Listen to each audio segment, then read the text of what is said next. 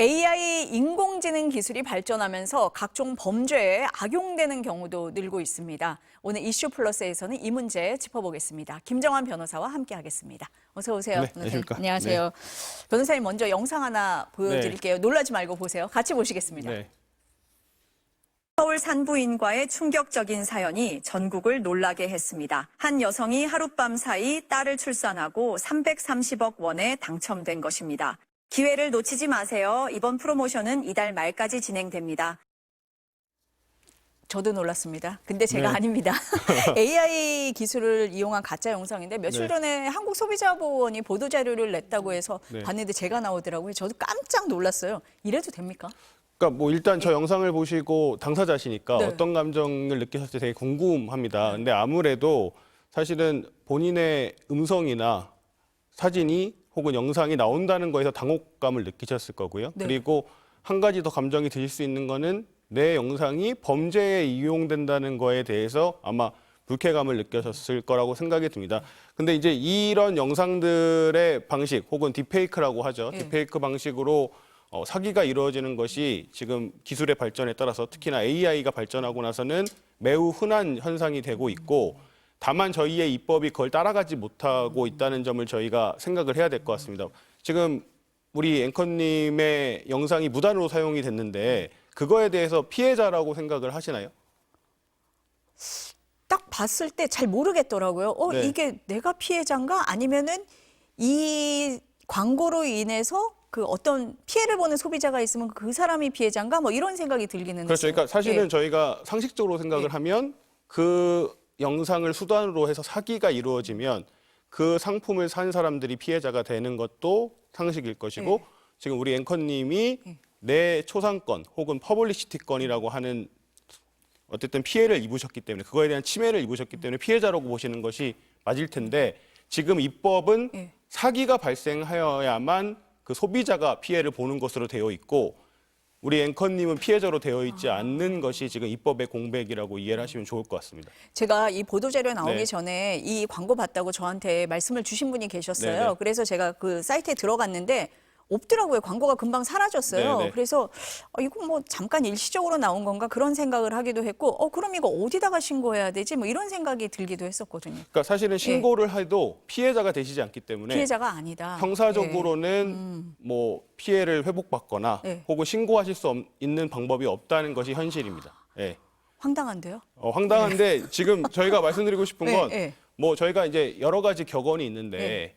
수사는 범죄를 따라갈 수밖에 없다라는 격언이 있습니다. 그러니까 범죄는 항상 먼저 이루어지는 것이고요. 그리고 나서 수사가 따라가는 것인데 그 수사가 어느 정도 빨리 이루어질 수 있을까는 사실 입법자의 노력이 매우 중요한 부분입니다. 지금 딥페이크와 관련해서는 딥페이크 기술이 발명된 게 한 2017년쯤이라고 생각이 들고요.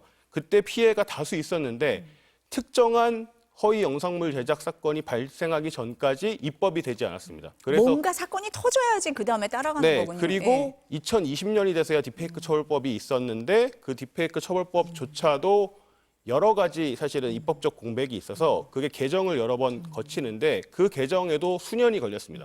그러니까 사실은 제가 그 허위 영상물 제작과 관련해서 사회가 좀 떠들썩했던 사건의 피고인을 맡았었고 피해자분들에게는 송구하지만 그 사건이 대법원까지 가서 무죄가 나왔습니다. 그 이유는 단지 입법의 공백이 있었기 때문에 누가 봐도 이 사건, 그 당시 사건이 피해자가 다수 있었던 사건임에도 불구하고 입법되어 있지 않아서 무죄가 발생했던 사건이 있기 때문에 그러한 점을 고려할 때는 입법자들이 생각보다 사회의 변화에 대해서 민감하게 반응을 하고 그리고 피해자가 계속 발생한다는 점에 대해서 인지를 해야 된다. 그런 말씀을 드리고 싶습니다.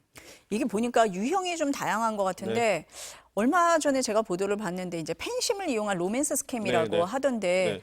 배우 이정재 씨라고 하면서 이제 뭐 카톡도 주고받고 뭐 이렇게 하면서 그 여자분이 상당히 많은 돈을 입금을 한 그런 내용이더라고요. 네, 네. 근데 변호사님도 유사한 사안을 하고 계신다 이렇게 들었습니다. 어떤 그러니까 내용인 거예요? 그게 사실 범죄도 트렌드가 있는데 트렌드가 있어요. 트렌드가 있는데 결국에는 사기를 하기 위해서는 피해자를 얼마큼 효과적으로 속일 수 있을까에 사실 범죄자들은 초점을 맞춰서 범죄를 일으키게 되고요. 일반적으로 소비자들이 어떤 상품이나 혹은 광고를 믿을 때 두 가지 형태를 근거로 해서 믿지 않겠습니까? 그 광고의 내용 자체가 믿을만하거나 혹은 발화자가 믿을만하거나 말을 하는 사람. 그렇죠. 예. 발화자가 예. 스피커가 어떤 예. 사람인지에 따라서 그 사람을 믿을 수 있고 그 말을 믿을 수 있고 없고가 결정이 되는데 AI 기술이 발전하기 때문에 실제로 발화자가 유명 연예인, 유명 앵커, 유명 스포츠 스타 혹은 뭐 정치인이 될 수도 있고요. 본인이 신뢰하는 사람의 그 영상이 나오게 되면 그 말을 믿을 수밖에 없는 겁니다. 그러니까 스캠 사기와 관련해서는 네. 지금 여러 연예인들이 네. 지금 등장을 하고 있고 그 자체가 사실은 너무 쉽게 합성이 되기 때문에 그러니까 지금 딥페이크라는 것을 규정을 했는데 지금 유행하고 있는 단어로는 칩페이크라고 해서 그건 뭡니까? 너무 쉽게 만들어진다는 거죠.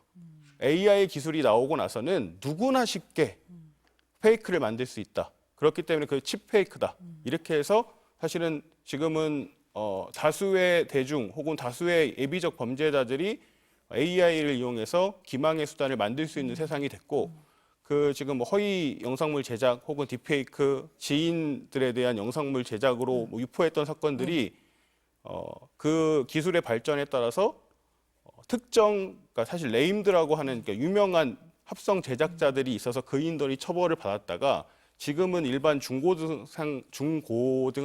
학생들이 챗 GPT나 혹은 뭐 텔레그램을 통해서 허위 영상물을 합성할 수 있게 됐기 때문에 소년들에까지도 그런 범죄가 만연했던 그런 트렌드가 있었습니다. 그러니까 그 정도로 사실은 쉽게 피해자가 발생할 수도 있고 범죄자가 될 수 있는 상황이다. 이렇게 이해하시면 좋을 것 같습니다. 그러면은 이정재 배우인 줄 알고 돈을 송금한 그 피해자 네. 같은 경우는 누구를 상대로 문제를 제기하는 거예요? 성명불상자죠. 저희가 고소장을 낼 때는 네. 성명불상자 누군지 모르지만 네. 나에게 기망을 했던 그러니까 결국에는 그게 메신저를 통해서 연락을 취해오기 때문에 네. 그 메신저를 기반으로 해서 인적 사항을 확인하는 절차가 필요합니다. 근데 이제 그런 것들이 대부분은 뭐 사실은 뭐 페이스북이나 그러니까 혹은 X, 뭐 텔레그램 이런 데서 만남이 처음 이루어지기 때문에 상대방을 특정하거나 상대방을 추적하는데 현실적인 어려움이 있죠. 그 뭐 사업 주체 자체가 외국에 있는 경우도 많고 그리고 그 명의자 자체가 반드시 실명이라고 보기도 어렵기 때문에 여러 가지 어려움이 있다고 이해하시면 좋을 것 같습니다. 피해 구제가 쉽지 않겠다라는 생각이 드는데요. 거의 어렵다고 생각을 하고 있습니다. 거의 어려운 거의 어렵다고 생각하고 있습니다. 실제로는 뭐 보이스피싱과 마찬가지로 여러 차례 그 자금의 흐름도 여러 차례 세탁이 이루어질 뿐만 아니고 그 아까 기망을 한 주체 자체가 네. 익명성 뒤에 숨어 있기 때문에 결국에 익명으로 사실 로맨스 스캠을 한다고 하면 상대방도 그 사람이 누군지 모르기 때문에 네. 속지 않겠습니까? 그런데 이제 AI의 기술의 발달에 따라서 유명인으로부터 그런 제안을 받았을 때 쉽게 믿을 수 있는 것이 현실이다. 이렇게 이해하시면 좋을 것 같습니다.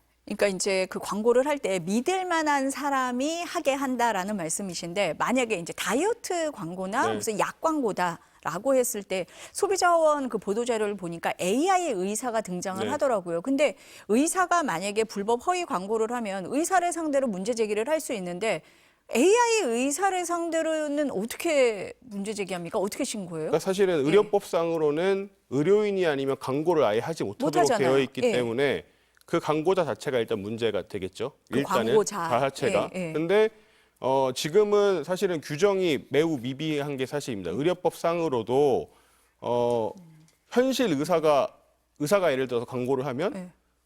실존 인물이 있기 때문에 그렇죠. 그 사람을 예. 처벌하면 되겠지만 의료법에서 규정하고 있는 거는 의료인을 수범자로 하기 때문에 일단은 의료법의 대상자가 아닙니다. 그렇죠. 결국에는 지금 이거와 관련해서 규정할 수 있는 거는 표시 광고의 공정화에 관한 법률 혹은 전자상거래법 위반 뭐 예를 들어서 건강기능식품법 위반 그리고 대부분 사실 인터넷에 이야기하고 있는 약들은 의약품으로 분류되지 않았고 아마 건강보조식품으로 되어 있기 때문에 주무관청이 지금 식약청으로 되어 있고 예. 식약청에서 뭐 행정조치를 한다든가 고발을 한다든가 하는 것인데 그것이 사실은 국감 과정에서도 뭐 거의 이루어지지 않았다고 지금 저희가 확인을 한 바가 있기 때문에 실제로는 의약품이 아닌 경우도 많이 존재합니다. 그러니까 결국에는 뭐 지금 법률에 따르더라도 거짓이거나 과장되거나 기만을 목적으로 하는 광고라면 처벌을 할 수 있긴 한데 그 광고의 주체가 누구인지 지금 익명성에 숨어 있을 네. 뿐더러 건강보조식품이라고 하면 그것이 진짜 유해한지 안 한지 혹은 그 정도의 효과가 있는지 없는지 그걸 확인하는 데도 시간이 많이 걸리고 뭐 손해의 입증에도 여러 가지 문제점이 있기 때문에 지금 정부에서는 이거와 관련해서 뭐 AI 표시를 하겠다.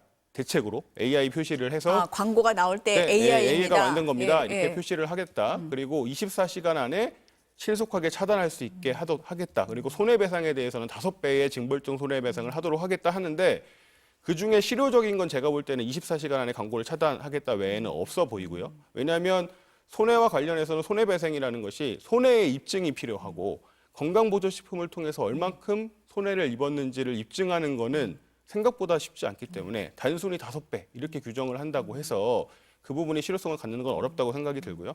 다만 지금에는 여러 사실 뭐 이의 가정이나 그 기간을 두고 차단을 신속하게 하지 못했는데 24시간 안에 신속하게 차단하겠다고 하는 것은 그나마 사실 실효적인 방법이 될 수 있겠는데 아까 말씀하셨듯이 광고가 금방 사라지지 않겠습니까? 없어지더라고요, 금방. 그러니까 사실 그 인터넷 전자상거래라는 것이 순식간에 사실은 상품이 매진되고 판매되고 대금이 왔다 갔다 할 수 있는 것이기 때문에 그 24시간의 광고 차단이라는 것이 얼만큼 실효성을 가질 것인지에 대해서는 좀 고민해 볼 필요가 있다. 이렇게 생각이 듭니다. 그 변호사님 말씀하실 때 옆에 이제 화면이 이제 AI 네. 의사 화면이 막 나가고 그랬거든요. 네, 네. 그래서 저희 취재진들이 밖에 나가서 많이 물어봤어요. 근데 진짜인지 가짜인지 모르겠다라고 네. 많이들 말씀을 하시고 사실 어르신들 같은 경우는 더 구분하기가 어려워서 피해를 많이 볼 것 같거든요. 어떻습니까? 그러니까 실제로 예. 저희가 수행했던 사건의 피해자들은 대부분 노년층입니다. 그게 뭐 노매스 스캠 피해도 마찬가지고 그리고 그밖에 AI로 인한 뭐 협박, 공갈 혹은 뭐 보이스피싱 사기도 마찬가지지만 아무래도 조금 판단 능력이 둔화될 수밖에 없는 연령에 이르신 노령층들이 범죄의 대상이 되기 쉽기 때문에 현실적으로도 노년층에서 피해를 많이 보고 있다. 이렇게 생각이 듭니다. 모바일이나 뭐 온라인에 또 익숙하지 않은 부분이 있기 그렇습니다. 때문에 예. 그런 부분이 좀 있을 것 같네요.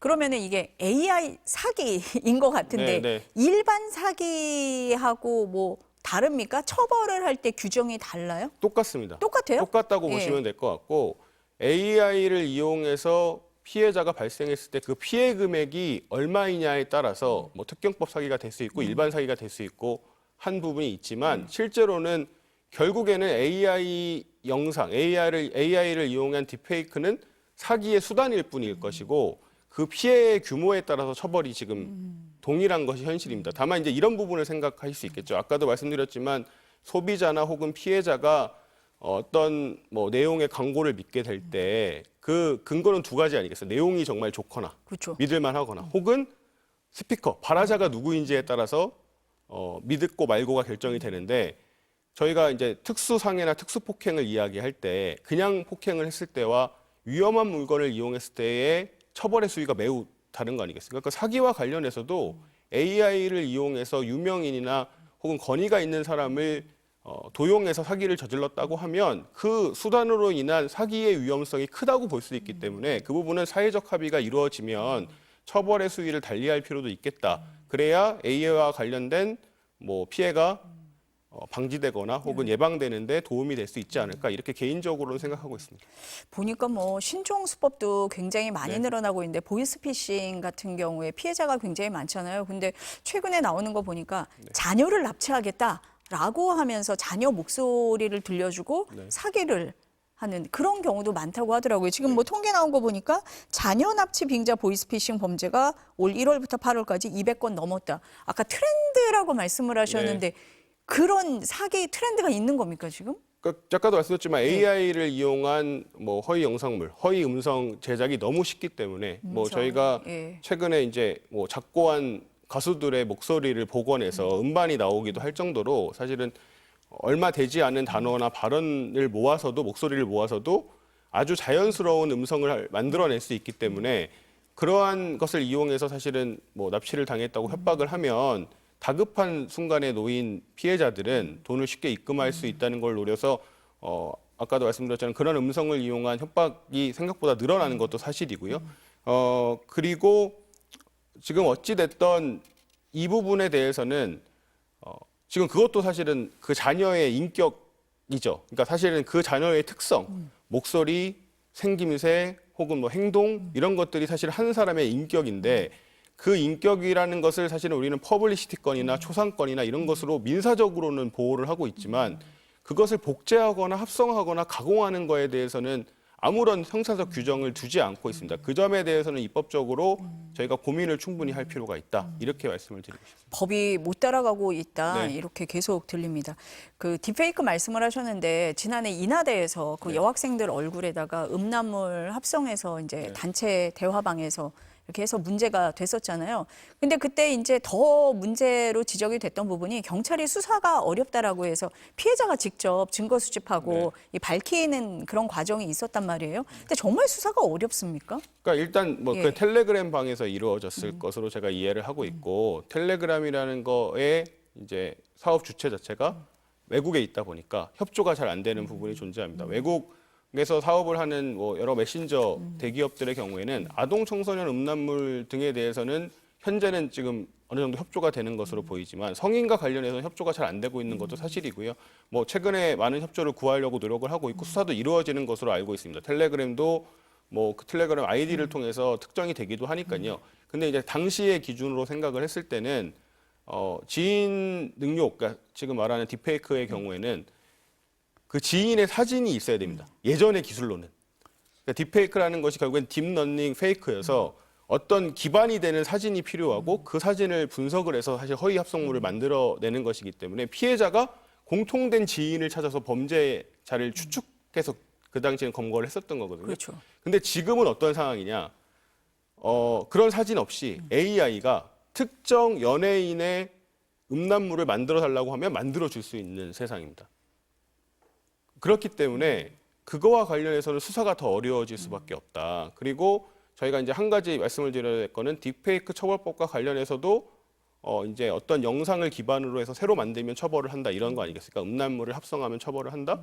근데 결국에는 AI가 새로 만들어낸 창작물은 처벌할 것인가? 그거에 대한 규정이 빠져 있기 때문에 예를 들어서 뭐 저에 대한 음란물을 누군가 만든다라고 하면 합성이 아니고 제가 그래도 인터넷에 뭐 그 뉴스에 나왔던 장면들을 가지고 AI가 학습을 해서 새로운 영상을 창조한다고 하면 그거에 대한 처벌 규정은 지금 현재 없는 것이 아닌가 이렇게 이해가 되기 때문에 기술의 발전은 너무도 빠른데 그거에 대한 입법은 전혀 따라오지 못하고 있다.